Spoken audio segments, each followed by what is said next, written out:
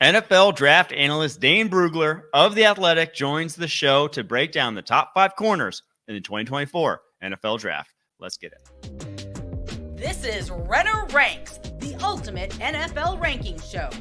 Part of the Locked On Podcast Network, your team every day. Into today's episode of Renner Ranks, I am, of course, your host, Mike Renner, NFL draft analyst for The Messenger at Mike Renner _ on Twitter.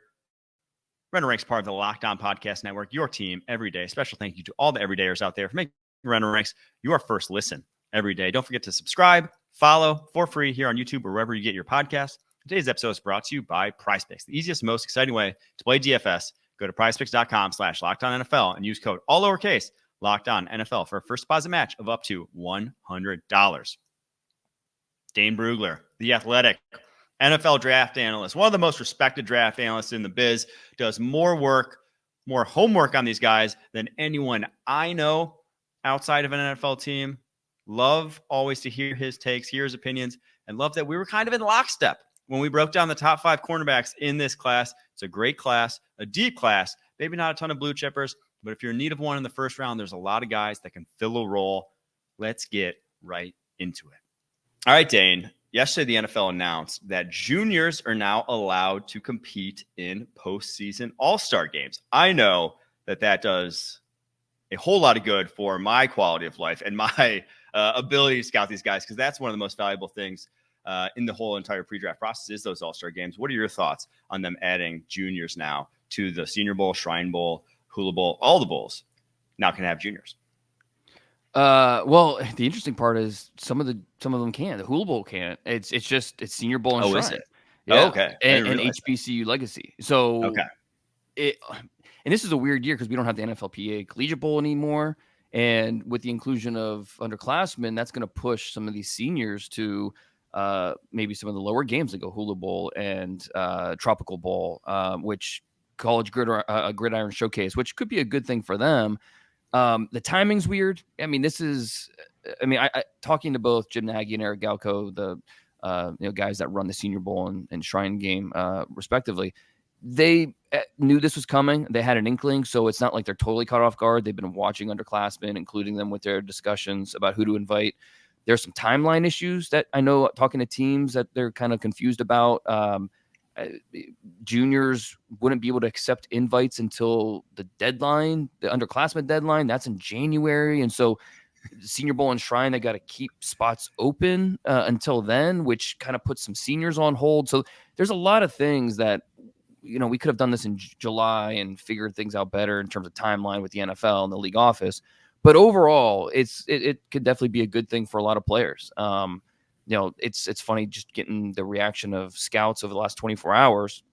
Some have said, look, if a guy needs a week at a Senior Bowl, he should probably be going back to school anyways. And it's not that big of a deal. Then others said, yeah, this is a big deal because I guess, kind of what you were talking about, the chance to see underclassmen in this game. And about 10 years ago, it changed. So underclassmen who had graduated were able to be part of the All-Star game circuit. We've seen plenty of guys take advantage of that. But now and you have to wonder how this will factor into underclassmen decisions. The ability to, hey, I know if I declare, I'm going to have a Senior Bowl invite. I'm going to have a Shrine Bowl invite. That you have to wonder how do agents use that to, because there are a lot of good agents in this business, but there are some of them that have a little bit of shadiness to them when it comes to, hey, come out or go back to school. And this could be a chip that they use to, kind of help a kid make a decision or, make a wrong decision. So there's so many ramifications of this. It's all still fresh. And so it's going to be really interesting here the next few months. And then, of course, in January, when we get the official rosters and these events happen, I think we'll learn more throughout the process. But it's definitely something that shakes things up for this year's draft process.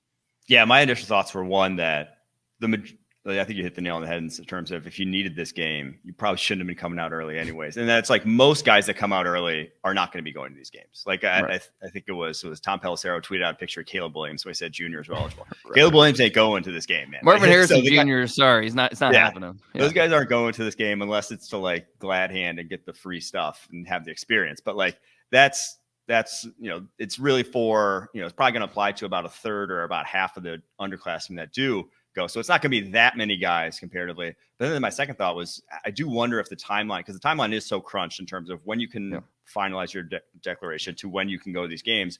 I wonder if we'll see one of these games, either the Shrine or the Senior Bowl, just change their timeline in the future years. Not this year, obviously, it's obviously set in stone, but like in future years, push back into February or March. And just because like it is a crunch, and you're going to have a lot of seniors kind of out in the cold, hoping to get invites and maybe wait until the last minute to do so. But I do know that every year they get guys at the last minute anyway. So they're good logistically, Eric and Jim there. So, all right, let's get into the cornerback class.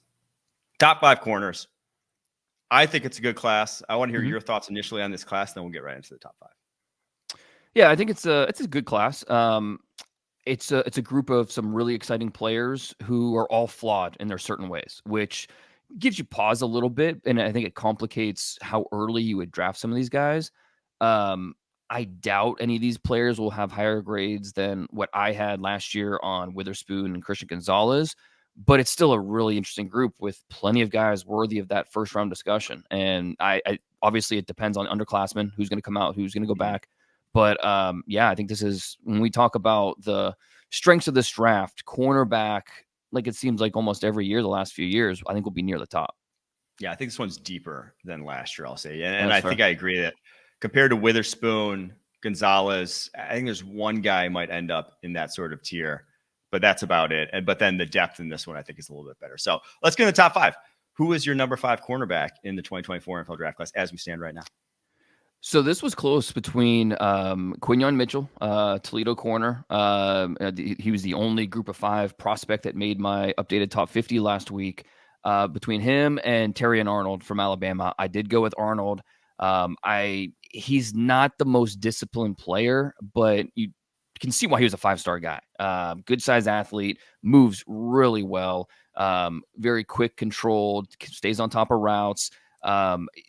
One of the most competitive players in this draft, any position, with the way he competes out there. You love that. And, against LSU last weekend, I think it was a good example that shows, just how you see the movement skills, you see how he competes. He had an interception, a couple pass breakups. He can make game-changing plays. Also gave up about, I think, 6 catches. So, there's a discipline issue here that you could argue, hey, go back to school, maybe get a little more polished in some areas. But if he does come out, I think you can see why teams would be interested in him as early as potentially the first round. Yeah, he's one of my favorite. So he started outside this year and has played more slot of late. I think slot is the place I would want him to play. I think he's my favorite, just like guy who makes the most sense in the slot. Now, maybe some of the guys higher on this list could play slot, but I think I like them more outside. Whereas Arnold, I think I like him more in the slot than I do outside because of the competitiveness you alluded to, the tackling ability and his click and close ability to get to ball carriers. I just think he's so good in that role. And that's what everyone's looking for, is that guy from the slot who comes and fills like a linebacker and can make those plays when running backs bounce outside the edge. I didn't have him number 5, though. If I would have gone to 6, I would have had him number 6. But I did have Quinyon Mitchell at number 5, Toledo corner. To me, he's one of like the pound for pound strongest corners I've ever scouted. Like when guys hit him and try like run through him, he just like stops. Like the guys stop in their tracks. Now, some of that's competition he's playing against.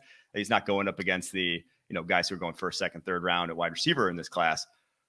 But still, I think he was a Feldman's Freaks List guy. I did over like 20 reps on the bench at 200 pounds, and ball production and at the catch point, like he breaks up a lot of passes just off of that play strength. Like when he rakes your arms, chances are you're not going to be coming down with that football. So very impressed with him. I think 23 PBs last 2 years. I think maybe not quite a first rounder but he's a guy that the Senior Bowl is built for, right? Like that's right. What he has a chance to if he does show out that week of practice. So he's going up against better receivers. Exactly. Yes. That's it. And Traits and production. I think he's got checks both those boxes. Second right now in the FBS and pass breakups. Had his first interception this week of the season. So yeah, he gets his hands on a lot of footballs. And talking to the Toledo coaches, they rave about him, his preparation, the way he handles himself. So yeah, he was number 35 overall for me on my top 50. I'm a big fan of Quinion Mitchell's game, and yeah, I'm glad he made your top 5. All right, who's number 4 for you? Kalen King, Penn State corner, and like you could argue, no prospect, potential first-round prospect, had a more disappointing game this year than what King had against Ohio State. And there's not a ton of shame in losing to Marvin Harrison Jr., one of the best college wide receivers ever. Sounds hyperbolic. It's not. But you still expected King to win at least a few of those reps. It's maybe a little back and forth, and it wasn't. But to his credit, he's not running from that game. He said he's learned from it. He'll probably be better off long-term because of it. Still love the talent, the aggressive way he competes. Not a guy, not a big guy, in terms of length and the way he'll match up, just pound for pound. But you like the way he competes. You like the aggressiveness, the tools, has inside-outside versatility. Eager to see him this weekend against Michigan. Hopefully we get to see him against Roman Wilson, one of the better senior wideouts in this draft class. Possible redemption game for him. We'll get back to the interview with Dane in just a second. But first, as I said off top, today's episode is brought to you by PrizePicks. It's the largest daily fantasy sports platform in North America. They're the easiest and most exciting way to play DFS. It's just you against the numbers. Instead of battling thousands of other players, including pros and sharks, you pick more than or less than on 2 to 6 player stat projections and watch the winnings roll in. PrizePicks is really simple to play. I can make my picks and submit an entry in less than 60 seconds. Quick withdrawals, easy gameplay, and an enormous selection of players and stat types are what make PrizePicks the #1 daily fantasy sports app. Go to prizepicks.com/LockedOnNFL and use code LockedOnNFL for a first deposit match of up to $100. That is prizepicks.com/LockedOnNFL with code LockedOnNFL. PrizePicks, daily fantasy sports made easy. Today's podcast is also brought to you by Jase Medical. The Jase case is a personalized emergency medication kit that contains 5 essential antibiotics that treat the most common and deadly bacterial infections.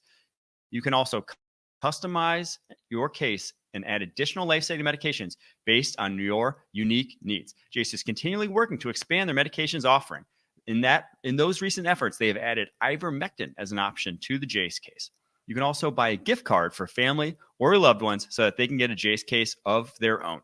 All you have to do is go to jasemedical.com and enter code LOCKEDON at checkout for a $20 discount. That's promo code LOCKEDON at jasemedical.com.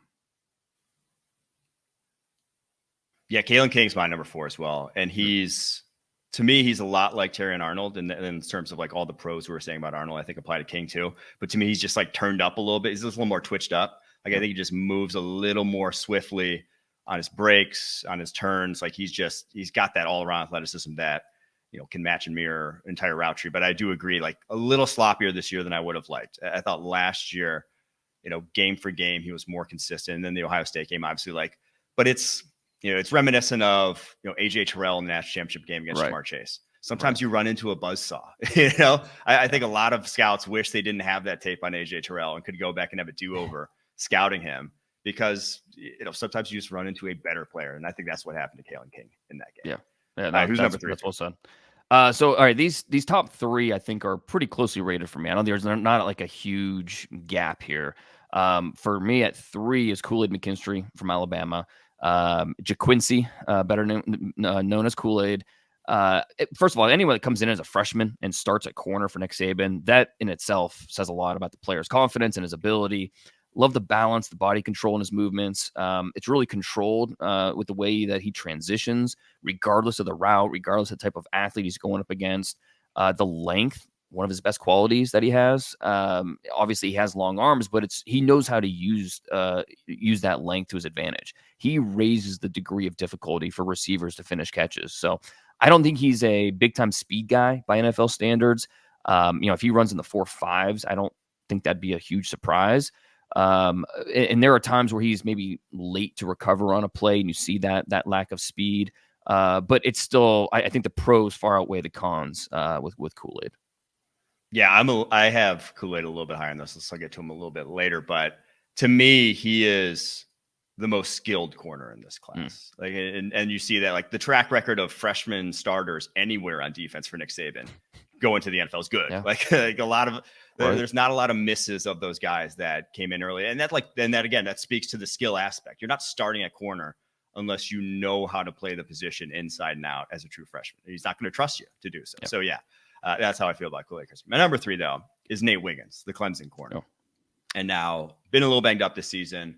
Had a bone bruise in his knee, and also like hasn't even been tested this season at Clemson. I think he's only been targeted like 20 times, but he's just such. I mean, we talked about AJ Terrell earlier, like similarly tooled guy to AJ Terrell in the body type, the movement skills, long, just easy mover. Looks like he could have played, point guard in the NBA. It just like has that level of gracefulness for the position, and then the ball skills. I mean, the way he goes up in the air and can attack the football, high point with the best of them. I think Nate Wiggins is just maybe not necessarily a great all-around corner. I still have questions about, his slim dude. Can he tackle at the next level? Because that's becoming more and more important for corners against these modern offenses.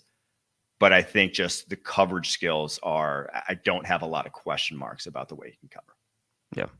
Yeah. I'll talk about Nate Wiggins here in a minute. My number 2 corner, Cooper DeJean, Iowa, the most versatile of all these corners. He's going to test out of his mind. I think he's the best run defending defensive back in this class. And because of that physicality and just overall athletic control, some teams are going to like him at safety.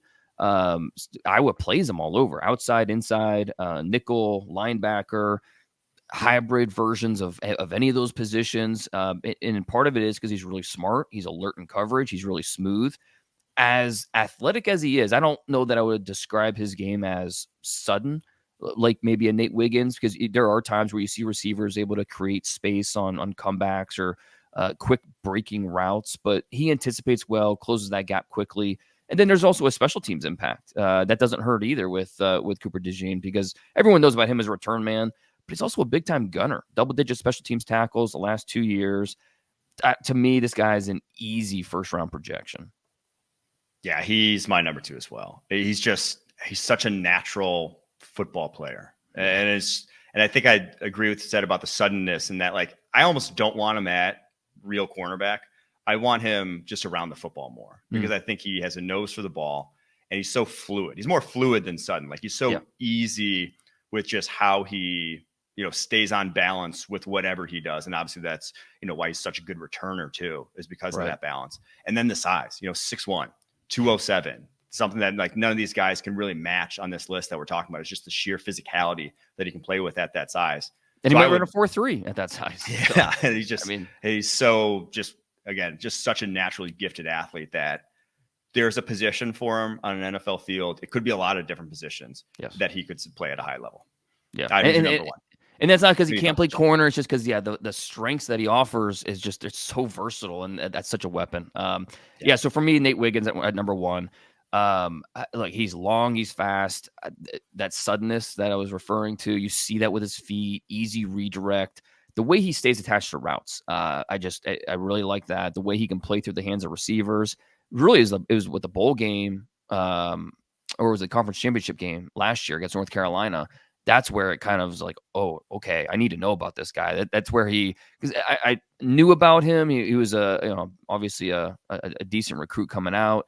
Last year was his first year as a starter, but it wasn't until that North Carolina game that it was like, okay, this guy's a dude. This guy's for real.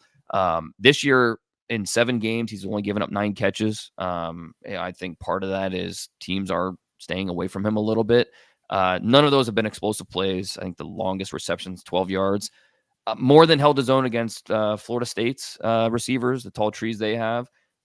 Gave up a touchdown on the Miami tape. That was his first game back from that minor injury he had. But he also had a pair of pass breakups. He had an impressive chase down, forced fumble in that game too. And I think what you were saying about the size, I think it's definitely a concern. It is something that is fair to worry about with him. That string bean frame. I would best describe his play strength as marginal.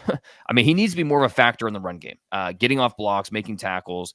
It is a realistic worry with him. And that's why, like, I couldn't go as high as like the top 10 with Nate Wiggins. I think somewhere in, the mid first round, I mean, between Wiggins, Cooper DeJean, Kool-Aid, I ranked all three of those guys in the teens in my top 50. I think they're all kind of in that range. And it's just a matter of who fits your scheme and the type of corner you're looking for the most. But yeah, for me right now, Wiggins is at number one because of that suddenness, the way he can stay attached to routes. Yeah, the top three, I think, is like a tier, in my opinion, in terms of, and again, I think you hit the nail on the head in terms of like, what do you want? Do you want the versatile guy who can play maybe a bunch of different positions? You draft Cooper DeJean. Do you want pure cover guy on the outside who can, play off coverage, play on coverage? Like that's Nate Wiggins. Or do you want the press man guy in Kool-Aid McKinstry who's just like, can do that in his sleep? And that's why I have Kool-Aid number one, because I think that's like the skill set that now a lot of teams are moving away from press in the NFL. Not a ton are, living it as much as they were probably 5-6 years ago. But the ones that are, I think Kool-Aid's going to be their number one corner just because he's so good at the line of scrimmage. He makes you work for everything. Lost a couple times to Adonai Mitchell in that Texas game. Adonai's supreme talent. He's first-round talent, maybe not a first-round prospect, but that guy has ability to win routes. So no real shame in that. But the rest of the season, only 13 catches all year long, 139 yards, obviously playing the best competition in the SEC. I just think he has such a high floor of what he's going to be. That's why I feel comfortable putting him at number one. We'll get right back to Dane in just a second here. But first, today's podcast is brought to you by BetterHelp. This time of year can be a lot, and it's natural to feel some sadness or anxiety about it. But adding something new, positive to your life can counteract some of those feelings. Therapy can be a bright spot amid all the stress and change, something to look forward to make you feel grounded, and to give you the tools to manage everything going on. I know I have benefited from therapy in the past and did it through BetterHelp, in which it was very easy. I did it from home, I did it from my room, and I did it once a week, and it did help me a lot. If you're thinking of starting therapy, give BetterHelp a try. It's entirely online, designed to be convenient, flexible, and suited to your schedule. Just fill out a brief questionnaire to get matched with a licensed therapist and switch therapists anytime for no additional charge.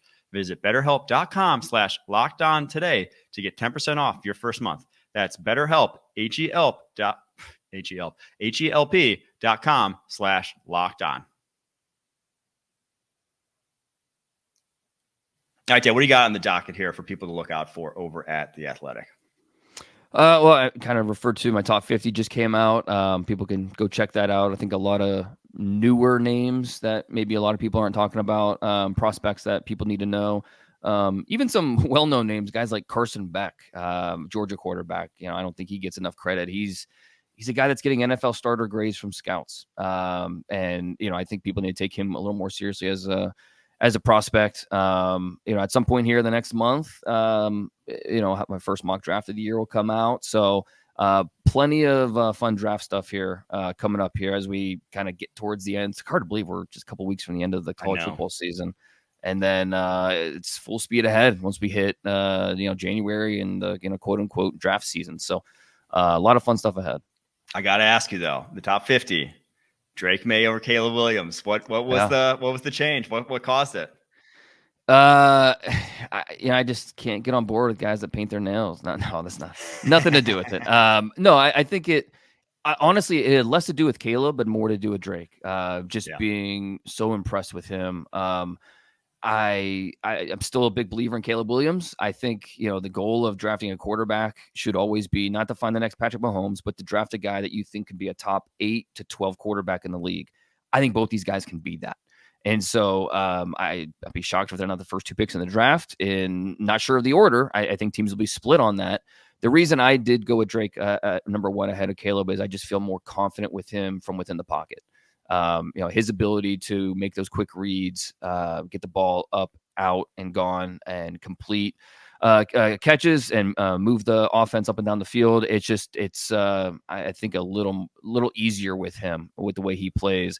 Where with Caleb, it's just he can do it. I mean, he can operate from the pocket, but maybe it's not as natural or seamless as it is for Drake. And so because of that, I do give the edge to Drake. But this is going to be something we talk about for the next 5 months, because I don't think there'll be a consensus. I think these guys will be back and forth depending on who you are and what the team is looking for. So should be a lot of fun. Where do you stand on those two guys? Yeah, I had May actually won before the season. I have him one now. There you go. I've also said I don't think you can go wrong. It's to me, this 1-2 is the best 1-2. So I've been like actually scouting draft for 8 years now. 8 drafts. 2015 draft. Is that 9 drafts? 9 drafts. This is the best 1-2 I think that I've seen in terms of just how good I feel about them as prospects. Yeah. Now, like some guys were higher, like a better one, but like this is the best number 2 quarterback I've seen in the class. I'll say probably that's a better way to say it. Yeah. So. Yeah. No, it's hard to disagree with that. I mean, I'm just guys like Joe Burrow and Tua or Joe Burrow and Herbert. Even last year with Bryce Young and CJ Stroud, we've had some good 1-2s, but this, I would agree with you. I think this seems like it's just, you can't go wrong. Doesn't mean these guys are sure things, but if you're going to make a bet on a quarterback, man, you got to feel good about having a top pick this year. And it makes the draft order that much more fascinating as we go through the NFL season. We're right at the midway point. The Bears sitting pretty with 2 picks that could potentially both be in the top 3. The Giants and Patriots seem like they're making a move for one of those top picks. But the only team that I could see trading out of 1 and 2 would be the Bears because they have 2 picks. But if they have 1 and 2, they're taking a quarterback, and the other one they'll probably trade out for another team that's going to want one of those quarterbacks. And if you're a team that's looking to trade up, you better hope the Bears get those 2 picks because of the Patriots, the Giants, the Cardinals. If one of those teams gets one of those first 2 picks, I don't see how they trade out. I just don't see how they don't draft one of those quarterbacks. But that's something that obviously we'll be talking about a ton here the next 5 months as the draft order plays out. And I'm sure we'll see some trade action. It'll be fascinating what the trade package looks like if a team does look to get up there, because it just seems like no matter what, it's going to be a little more expensive than even it was last year with what the Panthers gave up to go get Bryce Young. Yeah, it's going to be similar to 2021, right? Where it was just a madhouse at the quarterbacks. You got trades galore, pre-draft, during the draft. So that's good for us. That's good for our job security when that's the case. Dave, so. Yeah, plenty to talk about, plenty of intrigue. I mean, I did a mailbag on The Athletic today, and a lot of Giants questions about, they have to draft a quarterback, right? If they finish top 2, and this is on the heels of Daniel Jones' offseason contract, and but now he's got the ACL. How does that play a part? It is fascinating, and but I will be shocked if the first 3 picks are not those 2 quarterbacks and Marvin Harrison Jr. These guys are just, and I like Olu, I like Joe Alt, I like Brock Bowers. Those 3 guys are just different. I mean, they are special players, the true blue chippers. It's a lot of fun to scout these guys, and you just kind of hope they go to good situations. That talent is not wasted. Yeah. Well, that's easier said than done sometimes in the NFL. Thanks, Dane, for coming on so much, brother. Really happy. Anytime. Thanks, Mike. Always great chopping it up with Dane Brugler. Dude knows his stuff, man. Knows his stuff. Hopefully we'll get him back on sometime during draft season. Until then, though, we will be back next Monday doing the all 22 takeaways from week 10. Whew, already week 10 of the NFL season. If you haven't yet, subscribe, follow. Helps the podcast out a lot. Really appreciate you guys. Thanks so much for listening. We'll see you next Monday.